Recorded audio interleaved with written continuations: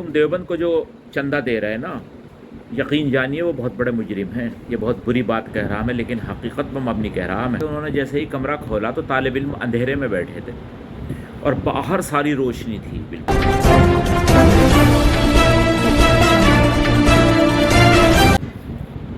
अस्सलामु अलैकुम वरहमतुल्लाहि वबरकातुहू। मैं सैयद वजाहत शाह एक बार फिर आपकी खिदमत में हाजिर हूँ।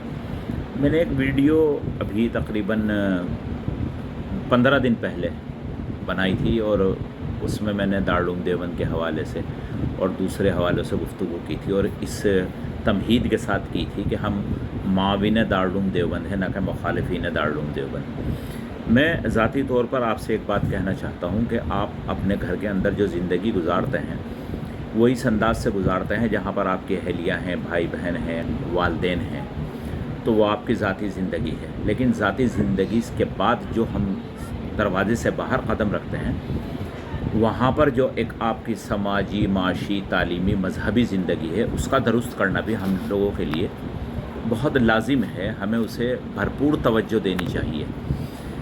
पिछले दिनों एक वफ़द लखनऊ से देवबंद आया। वो दरअसल सहारनपुर आया था। 2 दिन का वर्कशॉप था बेसिक टीचर्स का।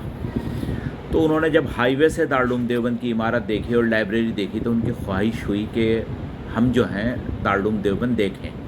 तो वहाँ उन्होंने कुछ अफसरान से ज़िक्र किया कि भाई हमें दारुल देवबंद देखना है, ये लाइब्रेरी देखनी है, इसका क्या तरीक़ा हो सकता है, क्या कैसे किया जाए। तो वहाँ से कुछ लोगों ने जो है उन्हें मेरा मोबाइल नंबर दिया, वो देवबंद आए।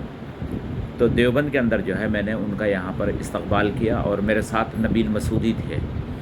हमने उन्हें पूरा दारुल देवबंद दिखाया। जब हम तालिब इल्मों के कमरे में बाबू ज़ाहिर की जानिब दाखिल हुए तो मंज़र बड़ा अजीब व गरीब था और वो लोग भी बड़े अजीब से हो गए।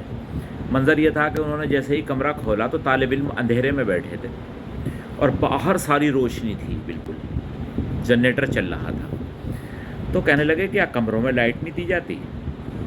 तो मैंने बहरहाल मोबाइल चलाया और मोबाइल की लाइट जो है ऑन करके उन्हें तालिब इल्मों के कमरे दिखाए। बस यहाँ में एक बात, जो मदरसे के भाई ख़्वान हैं और मदरसे का इमदाद करते हैं और लाखों रुपया दे रहे हैं, करोड़ों रुपया दे रहे हैं, बस मेरा सवाल ये है कि वो किसको दे रहे हैं, किसके लिए दे रहे हैं? वो तालिब इल्मों के लिए दे रहे हैं। आपने तलबा की तादाद 5000 कर दी, 7000 कर दी। हर मदरसे में यही कैफियत है कि जी कैपेसिटी से ज़्यादा तालिब इल्मों को लेकर रखा गया। अब जो तालिब इल्म आ रहा है उन्हीं की नशो नुमाई करनी है, उन्हीं की तरबियत करनी है, उन्हीं को तालीम देनी है, उन्हीं को मुस्तक़बिल के लिए तैयार करना है और उन्हीं के कमरों में लाइट नहीं है।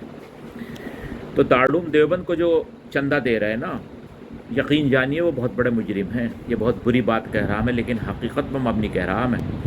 वो अगर इस गुमान में है कि हम दारुल देवबंद को 25 लाख रुपया देते हैं या 50 लाख रुपया देते हैं, तो 2 कौड़ी भी नहीं दे रहे वो दारुल देवबंद को, अगर उसका हुसूल तालिब इल्मों को नहीं हो रहा है। तो मेरी दरख्वास्त मुअद्दबाना जो है वो ये है कि सबसे पहले आप जो है ये कीजिएगा कि साल में 2 बार एक वफ़द भेजिएगा, या ख़ुद आइएगा या खामोशी से किसी के साथ किसी को भेजिएगा और वो आकर पता करें कि तलबा को क्या सहूलत है। तालिब इल्म सुबह और शाम बिल्कुल मांगने वालों की तरह, फ़कीरों की तरह जो है वो भागे जा रहे हैं लाइनों के अंदर लगने, और घंटों घंटों लाइनों के अंदर लग के 2 नान और वो पतला पानी से शोरबा ले रहे हैं। दारुल देवबंद का शोरबा एक ज़माने के अंदर बड़ा जायका रखा करता था, लेकिन आज वो जायका भी नियतों के साथ ख़त्म हो गया।